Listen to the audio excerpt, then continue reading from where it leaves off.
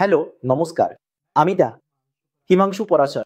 আজ এই ভিডিওতে আমরা আলোচনা করব ভেরিকোসিল রোগ কি অপারেশনের পরেও আবার হতে পারে? এর পুনরায় হওয়ার কোনো সম্ভাবনা আছে কি? এর উত্তর হলো হ্যাঁ। যদি আপনি ভেরিকোসিলের অপারেশন করান, তাহলে সেখানে সম্ভাবনা থাকে যে আপনার আবার ভেরিকোসিলের সমস্যা হতে পারে। আমি যতজন রোগী আমার ওপিডিতে দেখেছি, যারা আগে অপারেশন করিয়ে এসেছেন, তারা বলেন, স্যার, শুরুতে তো আমি জানতাম না। ডাক্তার আমাকে বলেছিলেন, আপনি অপারেশন করিয়ে নিন, কারণ ভেরিকোসিলের একমাত্র চিকিৎসা অপারেশন, তাই তারা তখন অপারেশন করিয়ে নিয়েছিলেন। কিন্তু 6 মাস বা 1 বছর পর তাদের আবার ভেরিকোসিলের সমস্যা দেখা দিল। এবং শুধু ভেরিকোসিলের সমস্যাই হয়নি, সাথে সাথে তিনি ফ্রিতে হার্নিয়া বা হাইড্রোসিলের রোগও পেয়ে গেলেন। তাই আপনাকে একটা বিষয় খেয়াল রাখতে হবে, যদি আপনারও ভেরিকোসিলের সমস্যা থাকে, তাহলে কোনোভাবেই অপারেশন করাবেন না। আপনি বিকল্প চিকিৎসা নিতে পারেন। আপনি ভারত হোমিওপ্যাথিকের ওষুধ নিতে পারেন। যেমন আমরা লক্ষ লক্ষ রোগীকে সুস্থ করেছি, আপনিও সুস্থ হতে পারেন।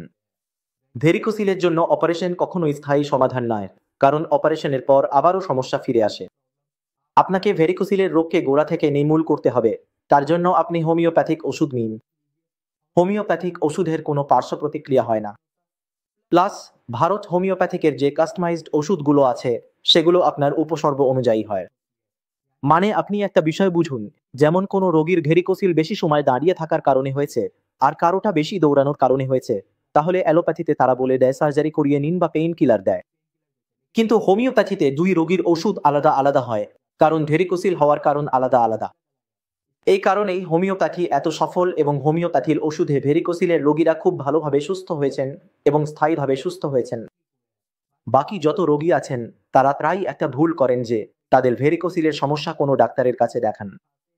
অ্যালোপ্যাথিক ডাক্তাররা তখন তাদের পরামর্শ দেন যে আপনি পেইন কিলার খান, কিছু সময়ের মধ্যে এই রোগটা নিজে নিজেই ঠিক হয়ে যাবে। একটা জিনিস মনে রাখবেন, কোনো রোগী কখনো নিজে নিজে ঠিক হয় না। তার জন্য আপনাকে ওষুধ খেতে হবে। এখন ধরুন আপনি অ্যালোপ্যাথিক ডাক্তারের কাছে গেলেন, তিনি ভেরিকোসিলের জন্য আপনাকে পেইন কিলার বা মাল্টিভিটামিন দিলেন। আপনি কিছুদিন ওগুলো খেলেন। আপনার মাইল্ড ভেরিকোসিল ছিল বা গ্রেড 1 ছিল। পরে যখন আপনি 6 মাস পর টেস্ট করাবেন, তখন দেখবেন সেই রোগ গ্রেড 3, গ্রেড 4 পর্যন্ত পৌঁছে গেছে, এবং তার ফলে আপনার স্পাম কাউন্টও কমতে শুরু করবে। তাই এই ভুলটা একদম করবেন না।